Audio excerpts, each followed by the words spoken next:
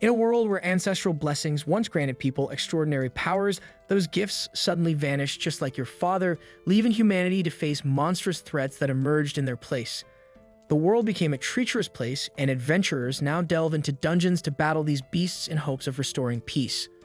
Alina, our heroine, begins her morning as a guild receptionist, determined to give her all. For her, it's the perfect job, safe, stable, and routine. She spends her day smiling at adventurers and processing their requests before heading home. But one day, the guild is abuzz with excitement as Guns, known as the Raging Blade, strides in. Guns is a member of the guild's elite party, the Silver Sword, and announces he'll take on the Hellflame Dragon, a quest no other adventurer has ever completed. When Alina asks for his guild ID, Guns scoffs, feeling insulted. He flaunts his reputation, but Alina persists, explaining the rules and insisting he comply. Reluctantly, Guns hands over his ID. With the matter settled, Alina resumes her duties, glancing at the long line of adventurers still waiting. She seals herself, forcing on her best customer service smile. That night, while adventurers relax at the tavern, Alina is stuck at the guild, drowning in paperwork. Exhausted, she fantasizes about going home and unwinding, but realizes procrastinating will only make things worse. Determined to finish everything, she chugs more Red Bull and powers through.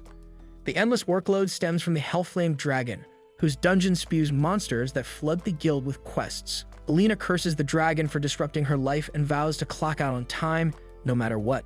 Meanwhile, deep in the dungeon, the Silver Sword battles the Hellflame Dragon. Despite their skill, their attacks fail to harm the beast. Guns is flung aside, and even Jade, their leader, finds his attacks ineffective.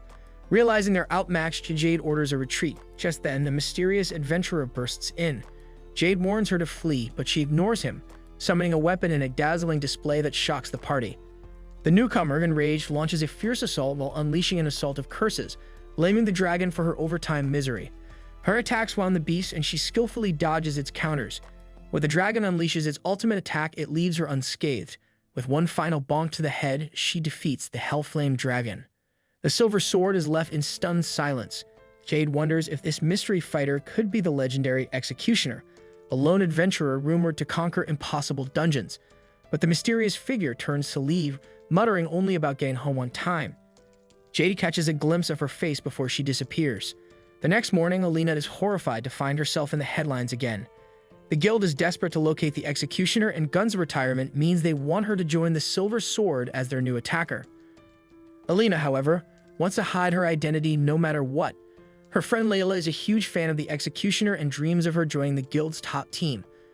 Alina explains that guild receptionists are forbidden from taking side jobs, and if her secret got out, she'd lose the stable job she values so much. Back at guild headquarters, Jade obsessively searches for the girl he saw. His teammates doubt the Executioner's identity, given her immense weapon, but Jade insists she's a young woman with black hair and green eyes. Elsewhere, a man with face tattoos seethes after being humiliated. As he vows revenge, a terrifying skeletal figure looms over him, signaling even darker forces at play. Jade then examines the relic dropped by the Hellflame Dragon. In this world, relics bear the mark of the ancestors, signifying their connection to legendary techniques. They grant incredible powers to their users, making them highly coveted among adventurers. Yet the Executioner seemed utterly uninterested. Moreover, the power she wielded wasn't like the traditional Dia techniques, leading Jade to suspect she might possess something far rarer, a Dia skill. With this possibility in mind, Jade resolves to find her at all costs. However, a sudden gust of wind catches Jade's attention, and he spots a girl who looks strikingly like the Executioner. His heart races as he watches her walk into the Adventurers Guild. Inside, Alina is relieved to see only a small number of adventurers waiting. But when Jade casually approaches to greet her, she's immediately on edge, wondering why the Silver Sword's leader is here. Panic creeps in as he could be investigating the Executioner, worried that he might have figured out her secret. Alina proceeds to calm herself, remembering that her face was covered and her fake name is on her license. There's no way anyone could connect her to the Executioner. Jade, however, begins questioning her about a mysterious warhammer he saw during the dragon fight. Alina denies knowing anything and attempts to deflect, but Jade blocks her, revealing that he got a clear look at the Executioner's face, and he knows her name. Alina freezes, stunned that her hood wasn't enough to hide her identity in the dark dungeon.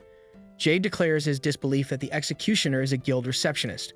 Alina, devastated, prepares to say goodbye to her stable life, but her determination resurfaces. She forces on her customer service smile and politely suggests they continue the conversation elsewhere. In a secluded alley, Jade hands her the relic from her battle. Alina thanks him and marvels at its strength, explaining that relics are nearly indestructible. Then, to Jade's shock, she effortlessly smashes it into pieces with one hand. Calmly, she declares her desire for a peaceful life as a guild receptionist. Her demeanor shifts as she warns Jade not to interfere with her quest for tranquility. Dropping her polite facade, she begins cursing like a sailor, threatening to crush Jade just as she did the dragon. Her parting words are blunt. He should stay far away from her forever. Alina tries to leave, but Jade uses his skill to stop her. His ability to harden anything he touches irritates Alina, and she summons her weapon, demonstrating just how serious she is. Jade barely dodges her attack, horrified by her power. Desperate, he questions how she acquired her weapon, suspecting it to be a Dia skill. Such abilities were thought to have vanished with the ancestors. Alina, uninterested, reiterates her sole concern, maintaining her peaceful receptionist life.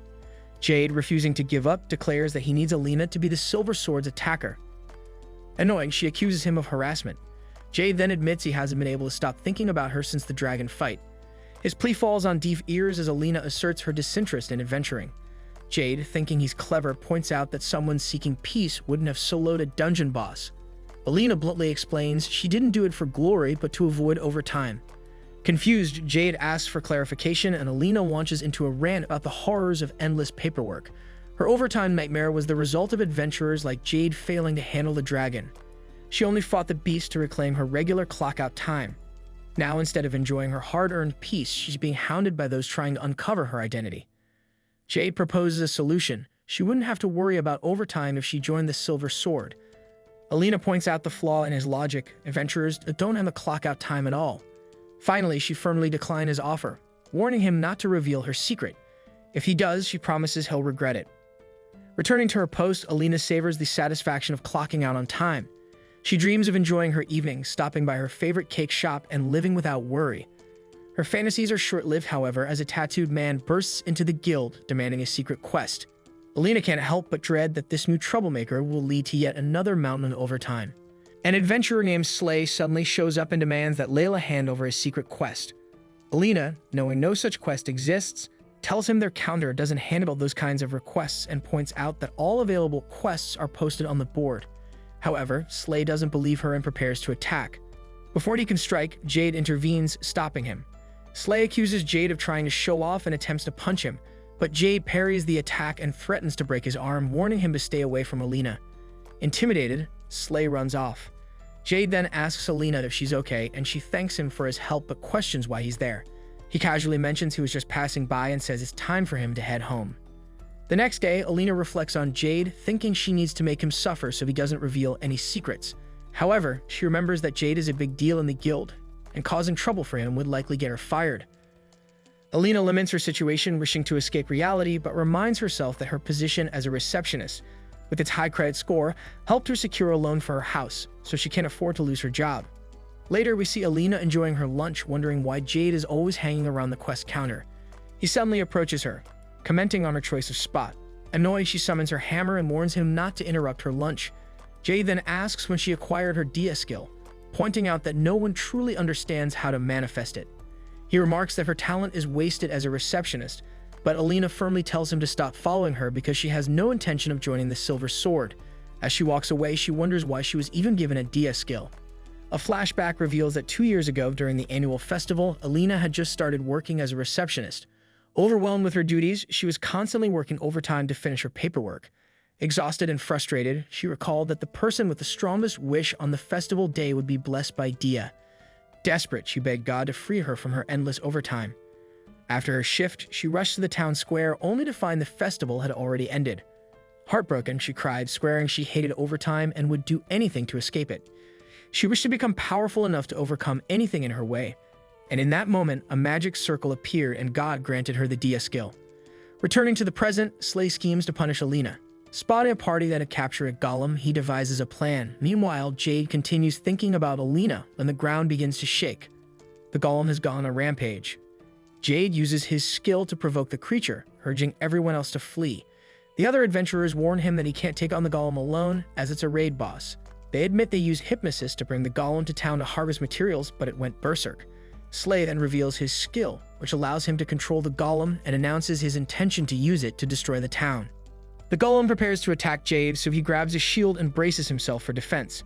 Meanwhile, Alina, back at her desk, remembers her boss ordered her to submit a report by the end of the day, forcing her to work overtime yet again. As she works, she hears screams from outside. Looking out the window, she sees Slay causing chaos as the golem launches boulders into the air. Her heart sinks when she realizes one of the boulders is heading straight for her house. Rushing home, Alina finds her house in ruins. She's overwhelmed with despair, thinking about the 30 years left on her mortgage, but her sorrow quickly turns into rage. Summoning her hammer, she swears to make Slay pay. Back at the scene, Jade struggles to figure out how to defeat the golem. Suddenly, Alina appears and slices off his arm. Slay, now worried, remembers the guild is looking for her and considers how angry they'd be if she died. But Alina, seething with fury, declares that her house was her place of peace, a sanctuary where she could recover after long days at work, and vows to punish him. Slay orders the golem to attack her, but Alina slices it in half, sending Slay crashing to the ground. He calls her a monster, but she coldly warns him never to mess with other people's belongings. As she slams the ground near him, he realizes just how close he came to dying. After the battle, Alina falls into despair, unsure of where to stay now that her home is gone. Jade offers her a place at his house, but she declines, determined to find a room to rent instead. At the guild master, Glenn, discovers that the executioner made an appearance in town. He's pleased she protected everyone but notes that her luck may have run out. Using his skill to see into the past, Glenn learns what happened. Later, Alina is working overtime again, but this time, Jade helps her with the paperwork. He tries to cheer her up, explaining that he has access to her office because he's a guild executive. When he tells her to go home and rest, she refuses, saying she wants to finish everything today so she can leave early tomorrow. Jade shows her the documents he completed, and Alina is impressed by how perfect they are, noting that he's a fast learner. She compares herself to him and feels inadequate, thinking she's clumsy and prone to mistakes despite working hard for 3 years, while Jade has surpassed her so easily. Frustrated, she starts crying, saying life is unfair. Jade reassures her, explaining that he was able to learn quickly because she taught him so well. To cheer her up, he offers her sweets but notices the relic she destroyed earlier. Realizing something is written inside it, he reads the inscription, and the relic suddenly activates. A mysterious request form appears, directing them to defeat all the bosses in the Chalk Tower. Jade notes that he's never heard of the place before, but Alina, uninterested, tells him he can take the relic and assigns the quest to the Silver Sword. He promises to investigate it. The next day, Alina learns she's made the news again. Layla gushes about how cool the Executioner is, calling her as popular as Jade. Layla, a fan of both the Executioner and Jade, speculates that the Executioner must be handsome. She's thrilled to have seen them fight the golem together, thinking they make the perfect team. Jade is the guild's best tank and the Executioner as the strongest attacker. Meanwhile, Glenn approaches Alina at the counter, curious about the Executioner. He casually asks about her skill, and Alina realizes with horror that her cover has been blown. Glenn must have used his skill to see her face while she was in the square. He tells her they need to talk at the headquarters. Alina assumes she's about to be fired. Jade tries to reassure her, saying Glenn will understand if she explains her situation. But Alina snaps at him to shut up, telling him she hates him. Devastated, Jade struggles to process her words. His friends pity him, realizing he's in love with her, though Lulu thinks his chances are hopeless. At the guild's training grounds, Alina asks Glenn why he brought her there. He admits he never expected the Executioner to be someone like her, as she seems like an ordinary receptionist. Then, to her surprise, he suddenly challenges her to a duel. If Alina lost, she would be forced to join the Silver Sword Guild. If she won, they would leave her alone. Without hesitation, she summoned her warhammer. The moment it appeared, Lo and Lulu realized she wasn't just any fighter. She was the Executioner. Guildmaster Glenn proposed a duel. Alina charged, but Glenn activated Sigurth Chronos, freezing time. Yet she remained unaffected. She wasn't just an executioner. She was something beyond his comprehension. Reality warped, and she found herself in Glenn's observation room, a domain outside time. Only he should have been able to move there, yet Alina had broken that rule. Amused, Glenn conceded defeat. He explained he had wanted to test her power. A woman elaborated that weaker abilities couldn't overpower stronger ones. Since Alina broke Sigurth Chronos, she belonged to the rarest category, a Dia type. But Alina didn't care for classifications. She just wanted to be left alone. As she turned to leave, Glenn mentioned the Tower of Chalk. Reviewing Jade's report, he had discovered a hidden mission from their ancestors. Alina groaned, more work, more overtime. Amused, Glenn offered a deal. Help explore the dungeon, and he would double the number of receptionists. The promise of less work was too good to ignore, so she agreed. Later, Alina awoke in an unfamiliar yet luxurious room. A knock on the rune-marked door called her outside. The team set off for Elm Canyon. Lulu, a healer, specialized in support. Lo, a black mage, handled ranged attacks. Alina, a melee fighter, was there on a government contract. She had little enthusiasm, but Glenn's offer had been too tempting. Jade noted she had only given up one vacation day. To him, it was trivial, but to Alina, vacations were sacred. Their discussion ended when the Tower of Chalk came into view. Inside, Alina noticed the absence of adventurers, and Jade explained that access was restricted. He then presented a silver sword relic, a guidance crystal which activated if its wielder was close to death, mentioning that each member carried one as a symbol of unity. As they descended to the first floor, Jade began explaining the basics of dungeon combat. But just then, a werewolf appeared. Jade activated Haster, reinforcing his defenses with the Sigurth wall. The beast lunged immediately, but Jade blocked it with ease. In response, Alina delivered a crushing blow to its skull. Lo, feeling somewhat useless, realized his role was minimal in this scenario. However, one detail felt off. There was no boss, as the dungeon seemed unfinished. Lo speculated that the ancestors never completed it. Lulu, recalling an old legend, mentioned how the ancestors had once sought power but provoked the gods' wrath, which led to their downfall. Suddenly, on the second floor, a scream echoed, and they hurried forward and found the bodies of 3 men, slaughtered in cold blood. Lulu rushed to heal them, but it was too late. Meanwhile, the gruesome sight triggered painful childhood memories for Alina, though she focused and pushed them aside. Jade then examined the bodies closely, noticing the tank's shield had been pierced with precision, far too accurate for any normal monster. As they lingered in silence, a faint voice spoke. It was Rufus, a guild member, still alive but barely able to breathe. Struggling, he whispered about a humanoid monster wielding an unknown ability. Suddenly, a bloodthirsty bat swooped toward Lulu, but Alina struck it down in an instant. As Rufus slowly regained his strength, he caught sight of Alina's warhammer. His eyes widened in terror, and recognition seemed to dawn on him. His breathing became erratic as he muttered, "The executioner." Panic overtook him, and he screamed, calling Alina a monster. Later, Jade reported the events to Glenn. Rufus and his party, one of the strongest in the guild, had been slaughtered without resistance. Glenn considered shutting down the Tower of Chalk, but Rufus stormed in, furious at the suggestion. Despite his fear, he refused to abandon the dungeon, accusing Jade of cowardice. Rufus made a chilling accusation. Alina wasn't just an executioner. She was something inhuman. Jade refused to believe it, unwilling to exile a comrade based on paranoia. But Rufus' true goal was revealed: ancient relics deep within the dungeon, capable of granting Dia abilities. If Jade wouldn't expel Alina, he forced her back into the dungeon. Jade relented, telling Alina she was free to return to her receptionist duties. However, when she asked about Glenn's promise to increase the number of receptionists, his vague response deepened her suspicions. It was no longer her concern, though. She packed her things, ready to leave, but an unease settled over her. Jade's promise that everyone would return alive felt uncertain in the face of an enemy with a Dia ability. As she prepared to walk away, an image of another man, someone from her past, appeared in her mind. Her uncle, Shroud. She remembered the day he had dismissed her dream of becoming an adventurer, insisting a safe job as a receptionist was better. She refused to accept that, and they sealed a promise with a pinky swear.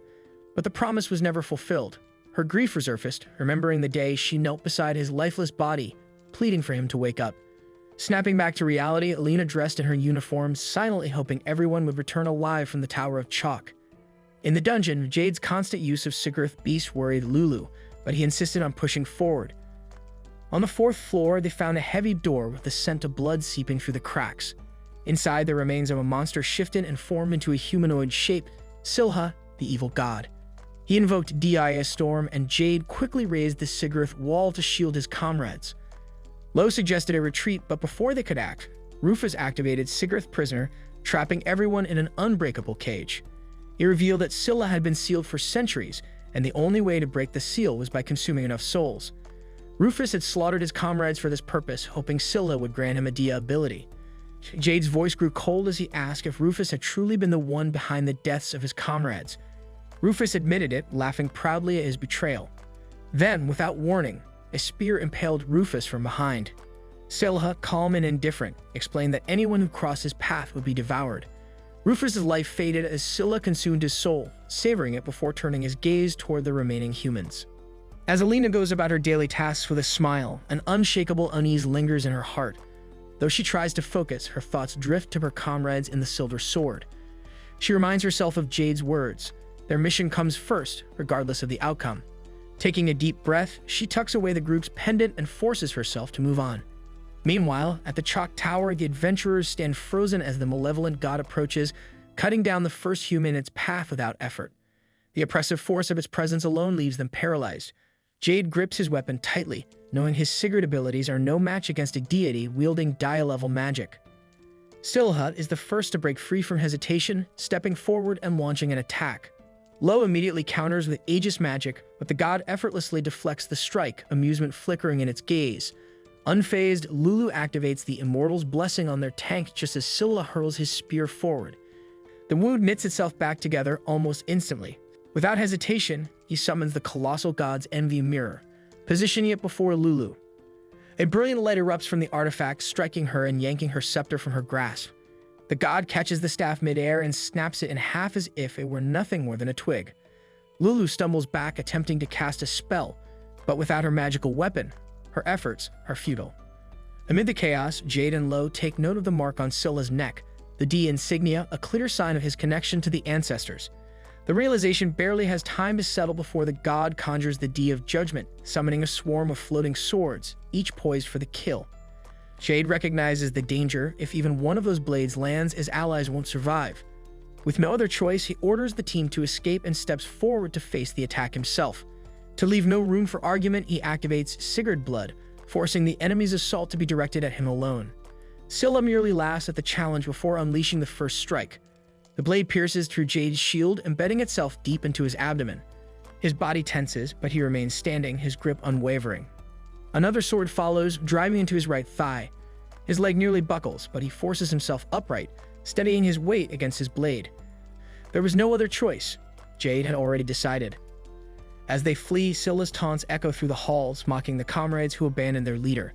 But for Jade, this is the duty of a tank, buying time so others can survive. Lo finally brings Lulu to a safer section of the Chalk Tower, but her anger remains unchecked. Lo doesn't argue, only stating the truth. Jade made his decision. The weight of it settles over her as she collapses to her knees. There's no telling if Jade will survive. Before she can process it further, a deep guttural growl rumbles through the corridor. A massive quadruped beast emerges from the shadows, seething with rage. Back in the city, Alina stays late at work alongside Layla, who is barely keeping herself together after hours of paperwork. She reminds Alina that if they finish everything today, they can actually leave on time tomorrow. To push through the exhaustion, she takes a sip of Alina's favorite angel wing drink, laughing at the familiar taste of overtime. Alina watches in silence until a soft glow catches her eye. Her fingers tighten around her pocket as she pulls out the silver sword pendant, horror flashing across her face. It only shines when an ally is near death. A memory surfaces, her uncle's tragic fate. The grief grips her chest, but hesitation lasts only a moment. She bolts from the office without a word. At the Chalk Tower, Scylla stands above Jade, amusement gleaming in his eyes. He summons another barrage of floating swords, his laughter reverberating through the halls. He isn't finished yet.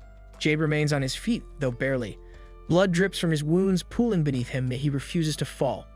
Memories flicker through his mind, brief moments of light amid the growing darkness.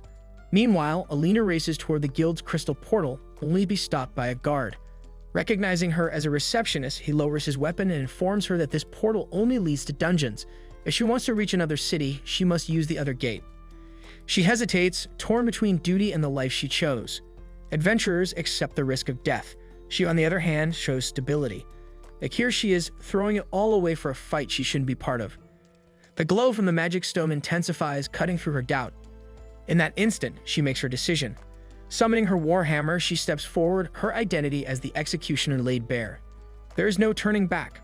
Within the dungeon, Lo crashes against the wall, critically injured. Lulu rushes to his side, panic tightening her throat. Without her scepter, she has no way to heal him. The monster looms over them, preparing to strike. Before it can land the final blow, a blur of movement tears through the space between them. A single devastating swing crushes the beast's skull, sending it collapsing to the ground. Without hesitation, she tosses Lo a bottle of angel wing and turns toward Lulu, her expression firm. Alina doesn't wait for an answer. She sprints through the Chalk Tower, pushing past the wreckage of battle until she finds him. Jade lies motionless, his body torn by countless wounds. Blood stains the stone beneath him. For a moment, her mind refuses to process what she's seeing. Then reality slams into her. Scylla watches from above, his smirk unwavering. A deep, seething rage surges through Alina, eclipsing everything else. She tightens her grip around the warhammer, summoning her D-grinder. With a force that cracks the air, she launches herself at the god. The impact sends Scylla crashing into a nearby column, the stone shattering beneath him. Intrigued rather than angered, he rises, summoning the D-sentence, a storm of blades deadlier than before. They rain down upon her, too fast to block them all. She stumbles, knees hitting the ground. Another blade hurtles toward her, aimed for the kill. A shimmering barrier flares to life in front of her. Jade, barely conscious, uses the last of his strength to shield her. Scylla barely has a second to process it before Alina strikes. The sheer force of her final blow crushes him, erasing him from existence. His last words are a warning. There are others like him. Alina doesn't care. Without hesitation, she crushes him once and for all because, as a secretary, she firmly believes that anyone who forces her to work overtime deserves to die. With Scylla defeated, the remaining members of the Silver Sword rejoice at their leader's survival. Jade, however, gives full credit to Alina Clover. She, in turn, grumbles about the extra work this has caused her. But deep down, she knows it was worth coming. In the following days, Lily focuses on healing the injured party members. Meanwhile, Alina, who had feared she would be fired once her identity was revealed, is reassured by Glenn's promise. His sentinels will keep her secret safe, allowing her to return to her normal life as a secretary. Still, one thing remains unchanged. She's stuck working overtime. On yet another night of piled-up paperwork, she groans about the endless hours. At that moment, Jade arrives, his arm in a sling. He offers to help, explaining that he still has energy thanks to the half-filled love potion Alina gave him. Hearing this, she slaps him again. But in the end, she accepts his help, wanting nothing more than to finish this and finally go home. As Alina gets ready for her lunch break, an adventurer suddenly approaches her, requesting to accept an urgent quest. She considers ignoring him to avoid having her break ruined, but ultimately decides to handle his request. After that, she finally begins eating her sandwich, though she's upset that her lunch break was interrupted. Layla, noticing her frustration, asks why she didn't turn the adventurer down. Alina explains that she's doing it for the upcoming Centennial Festival, which lasts 3 days. She shares that for the past 2 years she missed the festival due to working overtime, but this year she's determined to finish everything on time and attend. However, she mentions that the festival will turn into a battlefield during the special bonus period, where adventurers can earn greater rewards for completing quests. This will cause them to swarm the counters, making Layla nervous. To ease the chaos, Alina reveals that she created a guidebook instructing adventurers on how to handle the quest rush. She also wrote another guide for the festival itself, emphasizing the importance of clocking out on time during the 3rd day so everyone can enjoy the main event. Meanwhile, Lo is practicing his knife-throwing skills, but Lily urges him to rest since his body hasn't fully recovered. She hands him a potion, which he eyes warily, suspecting it looks dangerous. Despite his doubts, he drinks it, finding the taste awful, but it quickly makes him feel better. Lily reassures him that she'll take care of him. Later, Alina visits a cake shop and orders some desserts. She notices that only one strawberry tart is left and tries to order it, but then realizes that Lily also wants it. Choosing to let Lily have it, they sit together and enjoy their treats. Lily remarks on how delicious the tart is and jokingly comments that now she understands why Jade is in love with Alina. She also mentions that Lo likes grape jelly and plans to buy some for him. Alina sees this as proof that Lily is the perfect healer since she always thinks about her friends. However, Lily insists that she's nothing special and reminds Alina that it was she who saved them during their last quest. Shortly after, Jade approaches Alina, saying he feels lonely now that she's moved out. Alina explains that she enjoys living on her own and is grateful that the guild covered the cost of her home repairs. Later, while cleaning the reception hall with Layla, Alina is asked if there's someone she likes, since the festival is a classic dating event. Alina replies that she doesn't have anyone in mind and plans to enjoy the festival alone. Layla is shocked and calls her an overtime maniac. She then mentions that she'll be going on a date with the executioner, leading Alina to wonder if someone is pretending to be her. However, Layla clarifies that she's just talking about her executioner doll. Their conversation is suddenly interrupted by a loud commotion. To their surprise, adventurers have already begun flooding the reception hall, even though the festival is still 10 days away. Exhausted and confused, Alina decides to seek answers from Jade and Glenn. Meanwhile, the Silver Sword trains with an adventurer named Cybele as he attacks a wolf monster. They praise him for doing well, and Cybele suggests they let him join their party as an attacker. However, the monster quickly knocks him down, prompting Jade to order Lily to heal him. Just as she begins casting, she suddenly recalls a traumatic memory, causing her to panic. Jade urges her to hurry, but she hesitates, acting slower than usual. Sensing the urgency, Jade tells Cybele to stay back while he creates an opening. However, Cybele recklessly charges forward, only to be disarmed by the monster, which prepares to strike the final blow. At that moment, Alina suddenly arrives and slices the creature clean in half, her attack so powerful that it breaks the hologram generator. Ignoring the shocked onlookers, she turns to Jade, stating that she has a question for him before driving him away. Cybele feels weak, realizing that he's nothing compared to Alina. This makes him believe he doesn't deserve to be a member of the Silver Sword. Meanwhile, Alina and Jade visit the guild master's office, where she asks why adventurers suddenly flooded the reception hall. Glenn explains that someone has been spreading a rumor about a secret quest where adventurers can learn a Dia skill. Jade mentions that the guild will make an official announcement tomorrow to clarify that the quest isn't real, and he promises to track down whoever started the rumor. Afterward, Jade wonders why Lily hesitated during her training. Lo suggests that she might not be used to her staff, so they give her a new one.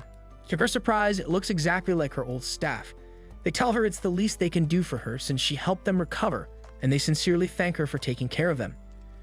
Despite her packed schedule, Alina chooses to work through her lunch break.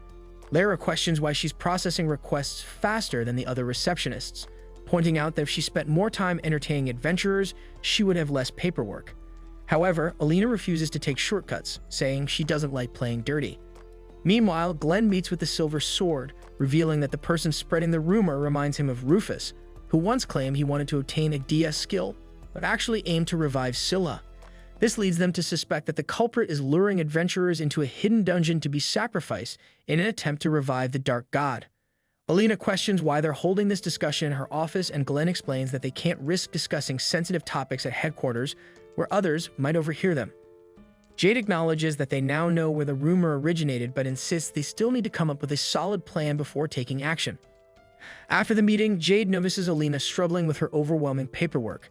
He tells her he has a solution to help her manage it more efficiently, but she immediately asks what he wants in return.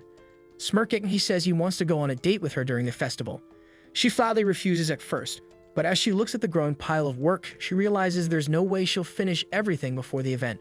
Reluctantly, she notes that sacrificing just one day with him will allow her to fully enjoy the other 2 days. With that, she accepts the deal, determined to finally experience the festival this year. This then marks the end of today's anime recap. If you enjoyed the video and want more of it, please support the channel by leaving a like and subscribe. Let's help us reach our current goal of 20,000 subscribers.